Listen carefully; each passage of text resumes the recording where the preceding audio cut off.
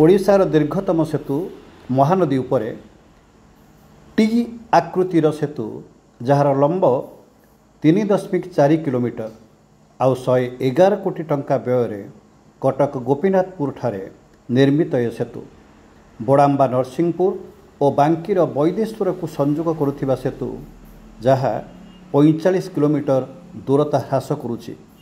आउ पर्यटन स्थली सिंहनाथ मंदिर को जोगाजोग संभव करुथिबा सेतु एही से ओडिशार दीर्घतम सेतु महानदी उपरे ओडिशार कृषि वाणिज्य और पर्यटन विकासर मार्ग प्रशस्त करुथिबा सेतु एही सेतु उपरे भौणी घर को जीवा बाटरे एही से सेतु जहाँ दृश्यमान होउछि